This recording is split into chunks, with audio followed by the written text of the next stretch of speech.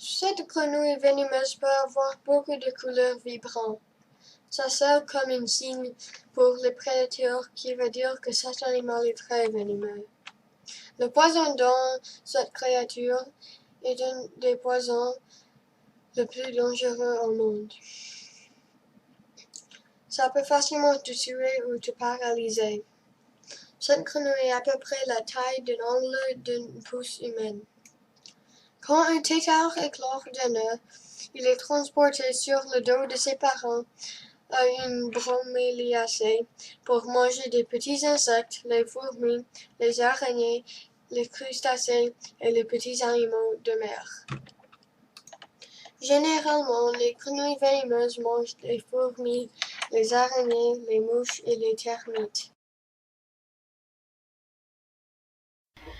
Les jaguars sont les chats les plus grands dans toute l'Amérique du Sud. Les jaguars sont l'animal très fort. Ils peuvent déchirer un animal en pièces dans ces secondes. Les jaguars mangent beaucoup d'animaux comme les serpents, grenouilles, singes et même les alligators. Il n'y a pas beaucoup de jaguars qui restent parce que des chasseurs tuent pour leur fourrure. Les éléphants sont des herbivores. Ils mangent des feuilles et beaucoup d'autres plantes.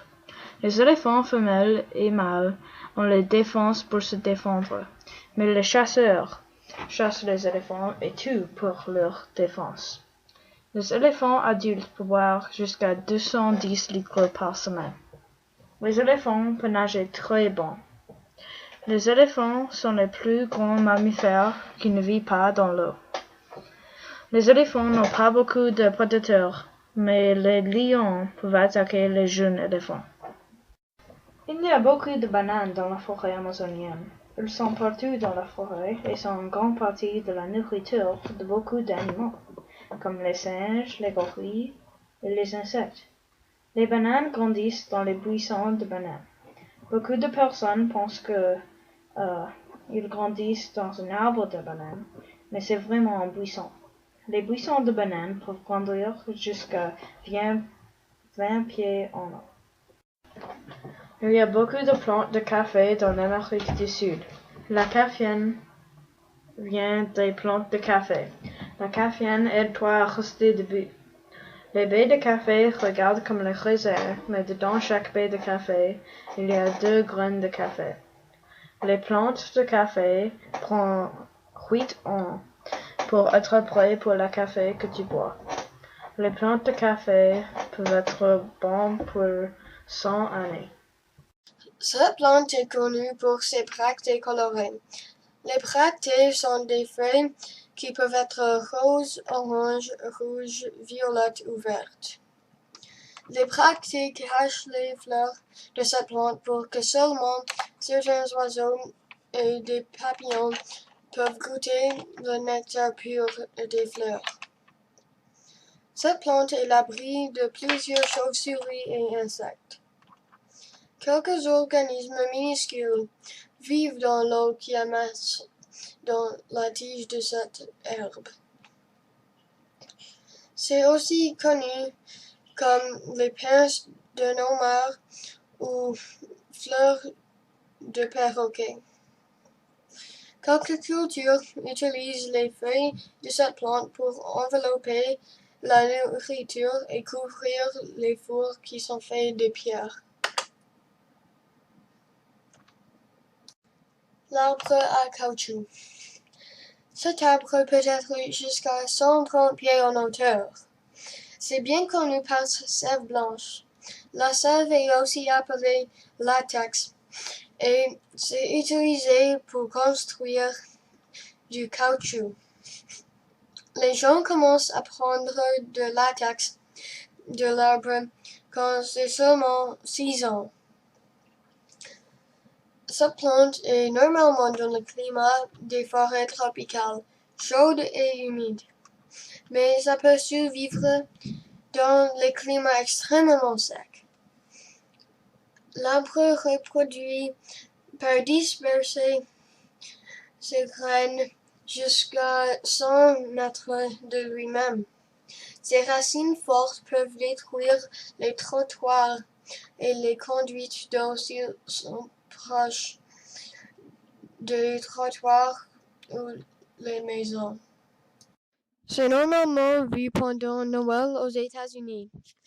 Cette plante pousse dans la forme d'un buisson ou d'un arbre. Beaucoup de gens penseraient que les parties qui ont plusieurs couleurs seront les pétales, mais ils sont vraiment les feuilles. Les fleurs sont les petites jaunes choses au milieu des feuilles. Cette plante unique peut être rouge, blanche, rose ou même bicolore. Beaucoup de personnes pensent que le poinsettia est venimeux, mais ce n'est pas. Et c'est bon que ce n'est pas, parce que c'est la plante fleur en pot la plus commune dans les États-Unis. L'arbre est résistant du vent. Il amène une écorce fameuse qui contient de la sève blanche et gommeuse qui s'appelle le chicle. Sur les branches de la sapotille, vous trouverez les coquilles brunes qui contiennent des fruits. Ces fruits sont jaunes et au goût comme les poires. Ce fruit c'est normalement vu pendant Noël aux États-Unis. Cette plante pousse dans la forme d'un buisson ou d'un arbre. Beaucoup de gens penseraient que les parties qui ont plusieurs couleurs seront les pétales, mais ils sont vraiment les feuilles. Les fleurs sont les petites jaunes choses au milieu des feuilles. Cette plante unique peut être rouge, blanche, rose ou même bicolore.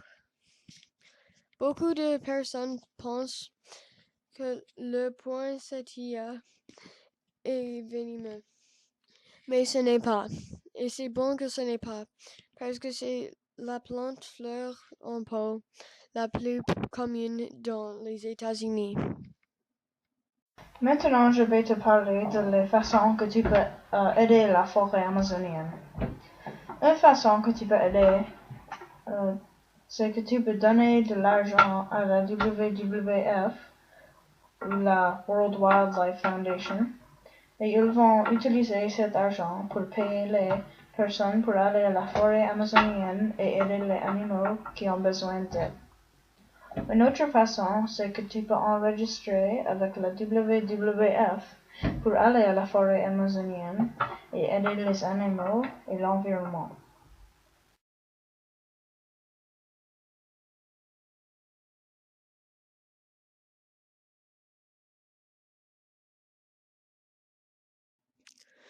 Voici 3 menaces de cet écosystème. La première menace est l'élevage du bétail. Les propriétaires de ranchs de bétail déboisent la forêt amazonienne pour que ces bétails peuvent habiter là.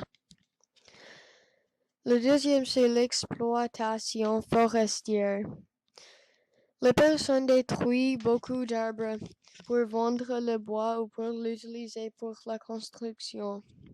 Il y a une grande demande au monde pour le bois, alors les gens détruisent trop d'arbres et ça cause beaucoup de troubles pour les animaux de la forêt tropicale. La troisième menace est l'huile. Il y a des déversements de pétrole et les gens utilisent les types d'eau spéciaux qui sont utilisés pour créer l'huile brue improprement. Tout ça cause des problèmes de santé pour l'environnement, l'écosystème et les personnes. Le climat est un climat tropical, chaud et humide. La température ne change pas trop. Ça change par à peu près 2 degrés Celsius entre deux saisons. La température change plus entre jour et nuit. Ça change par à peu près 2 à 5 degrés Celsius. Il n'y a pas vraiment l'été et l'hiver, car la température et l'humidité ne changent pas trop. Ce n'est pas trop chaud. La température n'est pas souvent plus que 33 degrés Celsius. Il y a deux saisons, la saison de beaucoup de pluie et la saison d'un peu de pluie. Pendant la saison de beaucoup de pluie, il y a 60 à 180 pouces de précipitations. Et pendant la saison d'un peu de pluie, il y a 30 à 100 pouces de pluie. Pour les personnes qui ne sont pas adaptées au climat, ça peut être difficile de respirer à cause de l'humidité.